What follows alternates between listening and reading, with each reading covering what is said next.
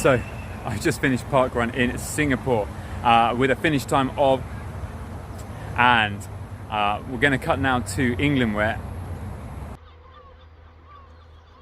and now I'm in England, and we're going to see if I can beat that time or how it compares.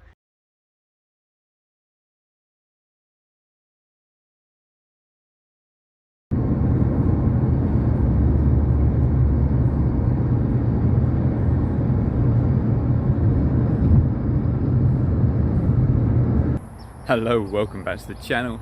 So this is the leaving Asia part of this, and I can't quite believe that after 3 years living in Thailand, I've left Thailand and now I am in Singapore, and it's Saturday the 23rd of July, and on Monday I fly back to England after 3 years in Asia. So obviously this is a nice big change and exciting with lots of stuff coming up. But I wanted to use this chance to do a pseudo-scientific experiment on how this would affect my running.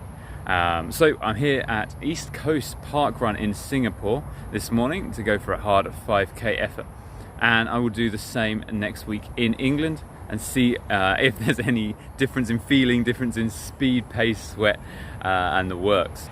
Having been traveling for the last 2 weeks on top of moving the family from one continent to another, I am feeling in anything but the form to run a hard 5k. So we'll see how we go. East Coast was recommended to me for its flat course and beautiful views, so I'm going to get out and see how it goes. Time to go and get warmed up.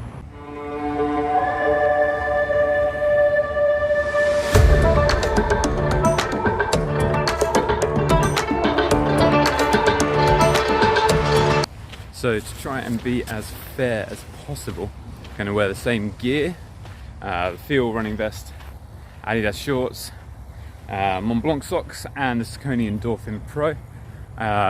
In both tests, 10-minute warm-up run, leg swings, same warm-up.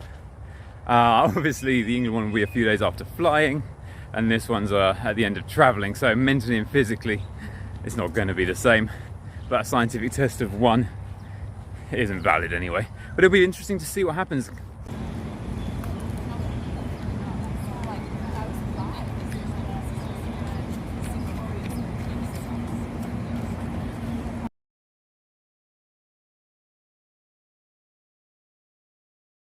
Whew. So, finished a little while ago. I didn't stop my watch at the right time, so I have to look for official results, but I think it was around 19 minutes, which is a fair way off the 18:14 PB, but still faster than I was running in UK back when I was there, so I've got to be happy with it. I went out at the 3:20 pace with the front runners and realised quickly that was wrong, and just settled into my own rhythm, 3:30, which I didn't even manage to hold for a K. And then it was a battle from the first kilometre in. I was dripping with sweat before I started. The moment the start went, everything felt cold, weirdly. And then it was hot and really hard work on the way back. So it'll be really interesting to see how I compare in a 5k in the UK for feeling and for pace overall within the next week. But yeah, it's great to do Parkrun here, so many nice people to meet. So hello to everybody. If you've found me through this, that's awesome. It's great to run with people and to see people, and big shout out to all the volunteers for a really nice event. Now it's time to go and get a coffee.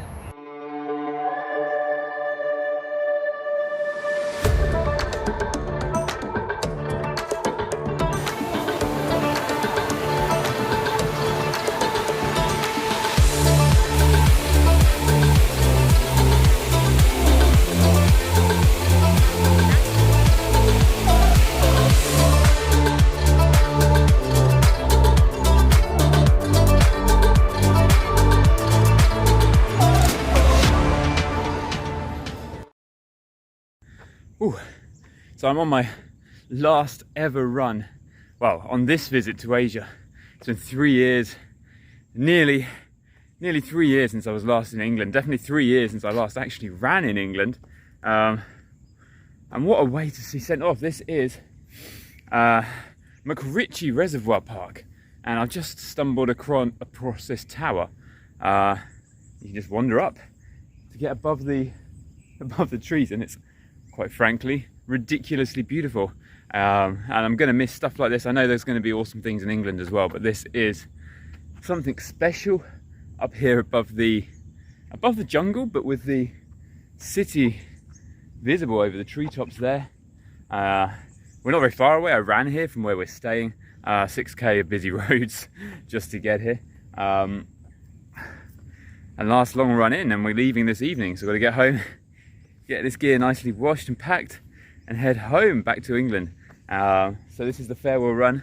I would have to say there have been so many farewell runs. Last trail run in Thailand, last run in Phuket, last run in Thailand, and so on and so forth. So maybe sometime I'll start processing what's actually happening here. But for now, I think I'm just going to enjoy this run and know that I'm starting to build some form ahead of the Barkley Marathons. Whoa, I need to actually sign up for that so that it's real. That is my job for today before we fly. Then I'm committed, because quite frankly, it really scares me. And that, if you've been following my channel or my Instagram for a while, you know it's pretty much what I'm after from this difficult running stuff. It's finding a challenge that I might fail. And 5 marathons in 24 hours, I would go with almost certain to fail. Let's see. All right, let's just enjoy this view for a moment more and then finish the run.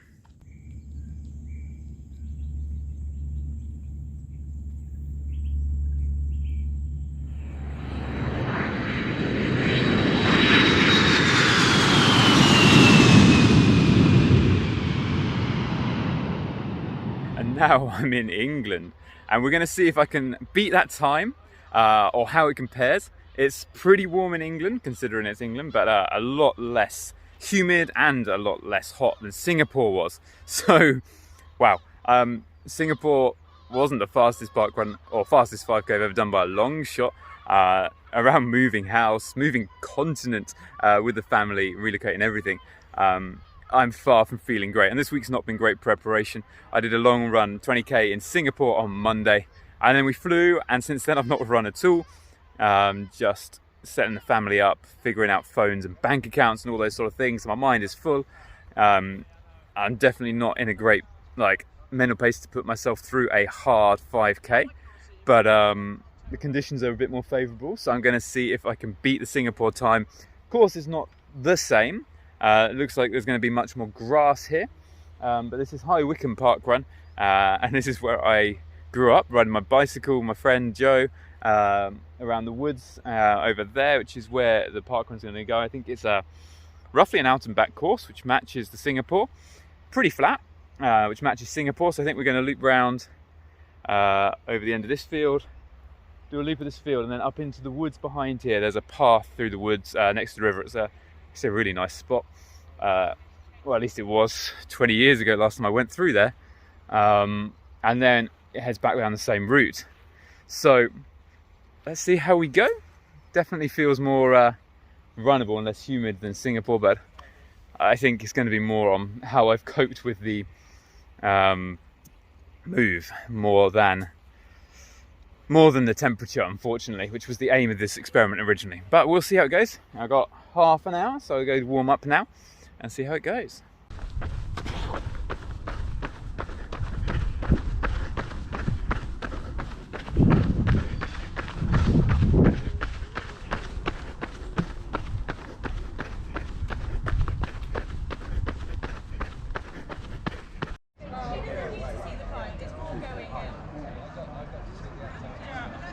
And we've got visitors, long list. We've got visitors from Thailand, Nottingham, York, Edinburgh, and Queensland, Australia, Lincoln and Broadway.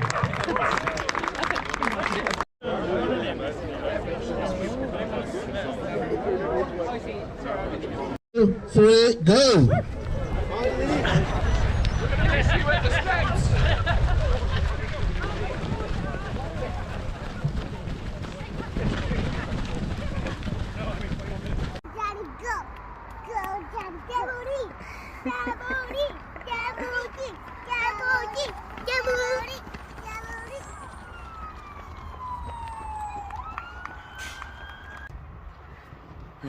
So that's Parkrun Wycombe Rye done. firstly, just to say Parkrun is freaking awesome. This was by far bigger than Singapore, and just the sheer number and variety of people out and how good a community Parkrun is cannot be understated. It is so good, and I recommend it for absolutely everybody. It's brilliant, and it was great to be part of it. In terms of running here, it's definitely not as hot. I never felt like going through a furnace, but boy, I am not fit. My watch decided at the start to spend a minute or so calibrating, so I'm not sure on my time, but I'm reasonably sure that when it comes through, it'll be slightly slower than Singapore, which is not what you would predict from this, but I think it goes to show the impacts of mental load.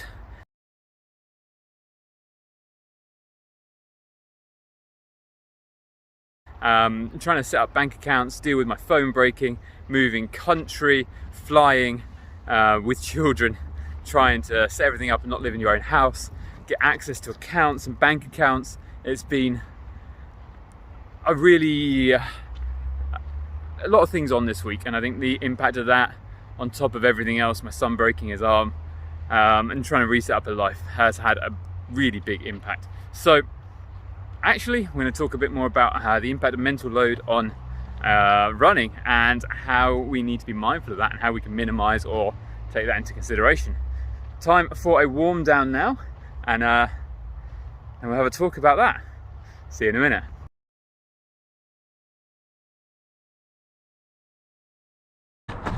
So, what do I mean by mental load? Well, this is just everything that's going on in your head in a given period of time. So that could be work, family, pretty much everything that's going on. It all adds up.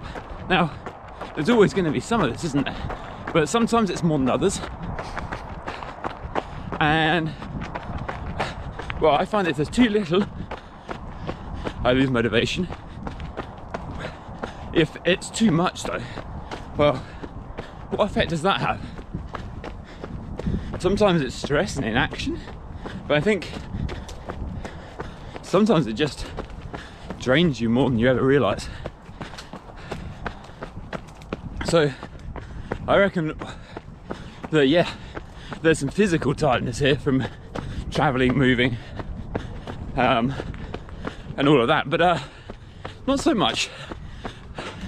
I think the main thing has been that mental load, and it's really interesting to see how that affected performance, particularly the feeling. I felt heavy, I felt lethargic and unmotivated. And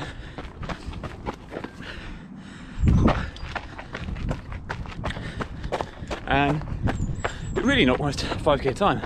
I know my 5k fitness wasn't there either, but it was quite a lot slower.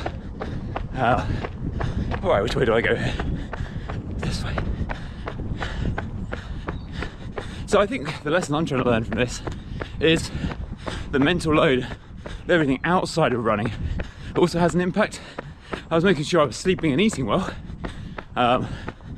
which could kind of take care of things, but the impact of the mental load was more than I anticipated. So yeah, I guess there's a lesson to be learned there. And I think if I had to sum it up, the lesson is that you need to be gentle on yourself when you're going through a lot in life, and not expect performance or even the feeling that comes with running to be the same. Now we've moved in, everything's settled down a little bit. House is still an absolute kaleidoscope and confusion of just bags and boxes everywhere, but we're in. The kids are happy, their room's set up, and now I'm starting to enjoy running again, and just starting to explore Bristol running.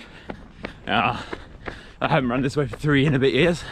It's nice, really nice, and spot the differences between here and Thailand. Alright, I'm gonna crack on with some training, and I'll catch you next time. See you later.